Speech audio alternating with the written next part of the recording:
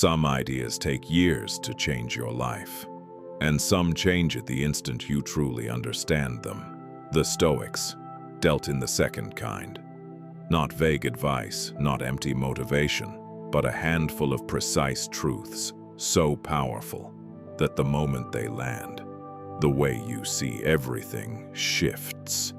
People who really grasp these lessons describe it the same way. Like a weightlifting, like the fog clearing, like finally seeing the game they'd been losing their whole life without knowing the rules. These weren't the musings of comfortable men. Marcus Aurelius forged them while ruling an empire through plague and war. Epictetus lived them as a slave.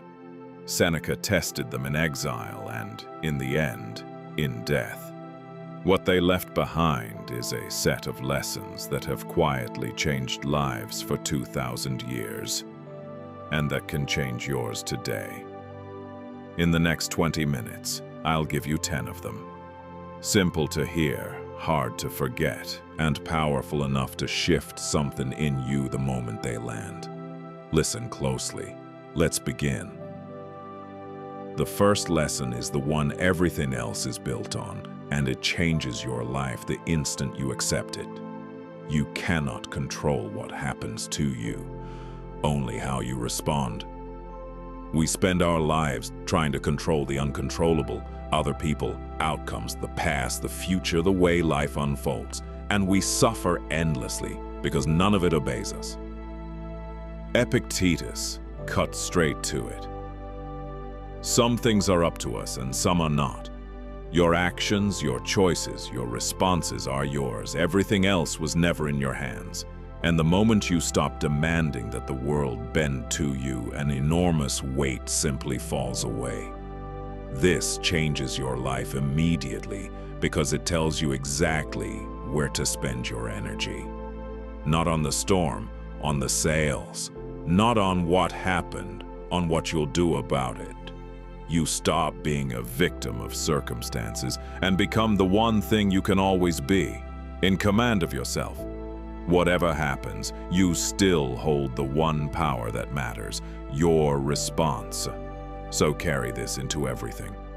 I control my response, not the event. When life hits, don't waste yourself raging at what you can't change. Turn immediately to what you can, your next choice, your next move, your own mind. That a single shift changes everything, and the next lesson frees you from suffering that was never real. The second lesson lifts a weight you didn't know you were carrying. Most of what you suffer never actually happens. Seneca noticed it 2,000 years ago. We suffer more in imagination than in reality. The mind races ahead into a future that doesn't exist and lives there, tortured by 100 disasters, almost none of which arrive. You lie awake, replaying a catastrophe that never comes. You dread a conversation that turns out fine. You spend days suffering a version of events far worse than anything reality delivers, because the imagination has no limits, but reality has edges. This changes your life immediately, because so much of your anxiety is revealed for what it is. A story, not a fact. The thing you're dreading is almost always heavier in your mind than it will ever be in your hands. And once you see that your fear is mostly fiction, you can stop obeying it. You can bring yourself back from the imagined catastrophe to the manageable present, where the real problem, if there even is one, is far smaller than you feared. So when the dread rises, ask yourself, is this happening now, or am I suffering something imaginary? Bring your mind back to what is actually in front of you. You'll find that the monster in the dark was mostly the dark. And the next lesson transforms the very things you fear. The third lesson changes your relationship with every hardship you'll ever face. What stands in your way can become the way forward. Marcus Aurelius wrote a line to himself that outlived his empire. The obstacle in the path becomes the path. He meant that the difficulty in front of you isn't an interruption of your life. It is your life, the very material you've been given to work with. A fire doesn't complain about the fuel thrown on it. It consumes it and burns brighter.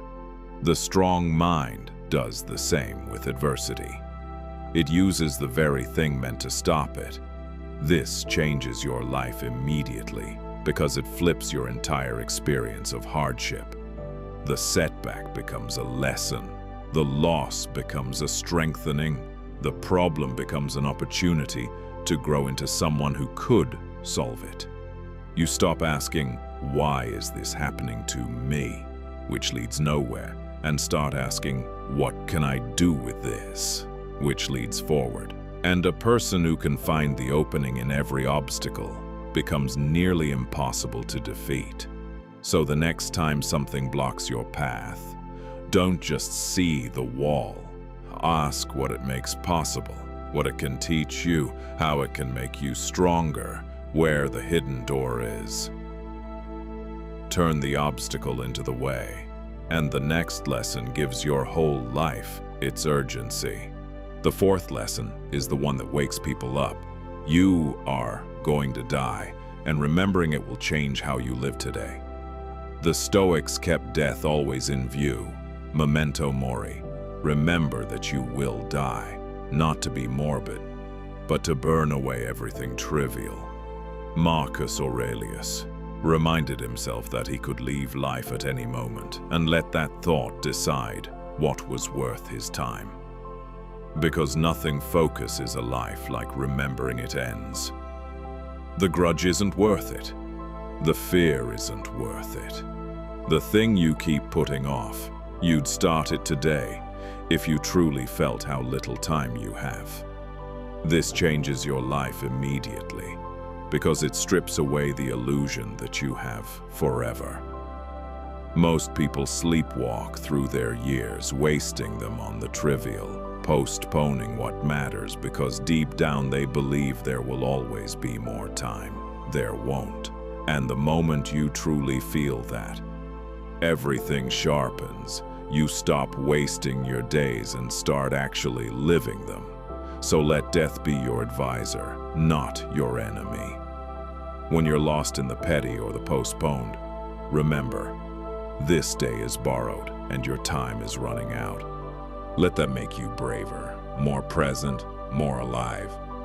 Don't wait for a someday that isn't promised, and the next lesson reveals where your suffering truly comes from. The fifth lesson hands you a power you've had all along. You are disturbed, not by things, but by your opinions about them. Epictetus taught this, and it's one of the most freeing truths ever spoken. The event itself, the insult, the loss, the change of plans, is neutral. What actually causes your suffering is the judgment you add to it. This is terrible. This ruins everything. This shouldn't be. And that judgment is yours. Two people face the same event and live in completely different worlds because they interpreted it differently. The meaning was never in the event, it was in the mind. This changes your life immediately because it means your peace was never in someone else's hands. It was always in yours. If the disturbance comes from your judgment, then you can change the judgment and change everything the event does to you. You're not at the mercy of what happens. You're the author of what it means. And that authorship is a power most people never realize they hold. So when something disturbs you, look at your judgment, not just the event. Ask, is this actually terrible? Or am I choosing to see it that way? Is there a wiser interpretation? Take hold of the meaning you assign, and you take hold of your inner life. And the next lesson brings you home to the only moment there is. The sixth lesson sets you free from an invisible prison. Other people's opinions of you are not your business. So much of our lives is spent managing what others think, softening our words, hiding our real selves, chasing approval, dreading judgment, and it makes us small, anxious, and endlessly controllable. Marcus Aurelius found it strange that we love ourselves more than anyone, yet value others' opinion of us more than our own. Epictetus was blunter. Other people's judgments are simply not in your control, and staking your peace on them is a recipe for misery. This changes your life immediately, because the weight of everyone's opinion is one of the heaviest things you carry, and you can set it down right now. The moment you truly stop needing approval and stop fearing judgment, you stand taller, breathe easier, and become free to live as yourself. And the paradox the Stoics understood is that the less you need people's approval, the more they respect you, because independence signals a strength that neediness never could. So build your worth from the inside. Judge yourself by your own honest standard. Did I act with integrity? And let that matter more than any outside verdict. Let some people disapprove. Their opinion of you is theirs to hold, not yours to carry. And the next lesson shows you the true source of freedom. The seventh lesson quietly ends a chase that never ends. Freedom isn't getting everything you want. It's needing less. We're taught that the path to happiness is acquisition. More money, more things, more status, always the next thing. But it's a treadmill that never stops, because desire left unchecked only grows. The Stoics understood that the person ruled by their wants is never free, no matter how much they have, because there's always something more to crave. Epictetus taught that true wealth is not having much, but wanting little, and that the man who masters his desires is the only truly free one. This changes your life immediately, because it offers a kind of wealth you can have right now, without changing your circumstances at all. Contentment. When you stop desperately needing more, what you have becomes enough. And enough is where peace lives. You stop being pulled by every craving. Stop measuring your life by what's missing, and discover that the freedom you were chasing through getting was available all along, through wanting less. So, practice wanting less. Appreciate what you have instead of aching for what you don't. Master your desires rather than obeying them. You'll find a richness in that contentment that no amount of getting could ever give. And the next lesson teaches you to embrace even what you'd never choose. The eighth lesson ends the exhausting war most people wage every day. Stop resisting what is, and learn to embrace it. So much of our suffering comes not from what happens, but from our resistance to it. The endless wishing that things were different, the raging against what has already happened and cannot be changed. The Stoics had a phrase for the alternative. Amor fati, the love of fate. Marcus Aurelius urged himself to accept the events woven into his life as if he had chosen them, not with gritted teeth, but with a strange kind of welcome, treating everything that comes as material to work with, rather than an enemy to fight.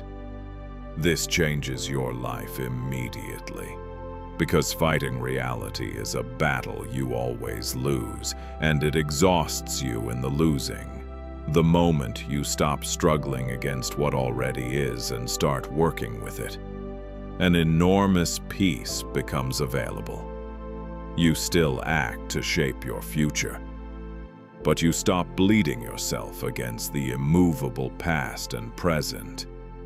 You make peace with your life instead of being at war with it. So when something happens that you didn't want, practice acceptance instead of resistance. Don't ask why me. Ask, what will I make of this? Meet your fate not as a victim but as a craftsman, turning even the unwanted into something useful. Stop fighting your life and start living it. And the next lesson reveals your most precious possession. The 9th lesson reorders your entire life around what actually matters. Your time is the most valuable thing you own, and you're giving it away for free. Seneca wrote about this with an urgency few ever feel. We guard our money fiercely, he said, but let anyone steal our time, though time is the one thing we can never get back. We waste it on distraction, on people who drain us, on things that don't matter, as if we had an endless supply. But your life is nothing but your time spent, and every hour you give away carelessly is an hour of your one existence, gone forever. This changes your life immediately, because it forces you to see your days for what they are, a finite, irreplaceable treasure, leaking away while you scroll and drift and postpone. Once you truly value your time, you start spending it deliberately, on what matters, with people who deserve it in ways you won't regret. You stop letting the world steal your hours and start treating each one as the precious, unrepeatable thing it is. So guard your time like the treasure it is. Ask of everything, is this worth a piece of my one short life? Cut the distractions, the time wasters, the things that drain you.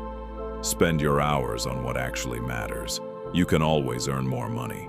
You can never earn more time. And the final lesson tells you what all of this is for. The 10th lesson is the foundation beneath every other one. In the end, the only thing that is truly yours and truly matters is your character.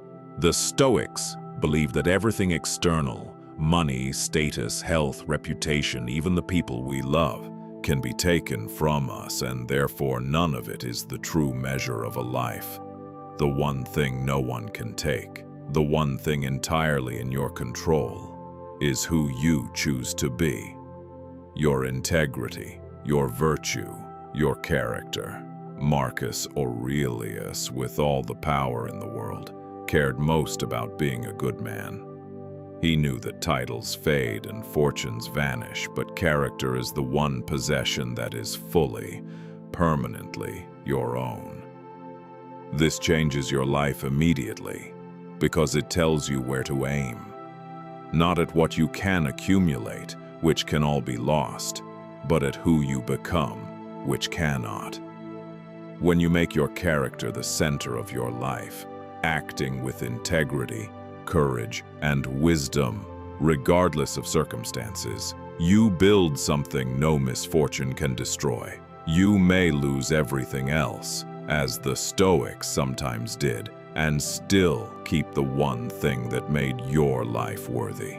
So make your character your life's work. In every choice, ask not, what do I get, but who does this make me? Build a self of integrity and strength, because that self is the only thing you truly own, and the only thing that will still be yours at the end. That is the lesson beneath all the others. 10 lessons, and a different life on the other side of truly understanding them. You control your response, not the event.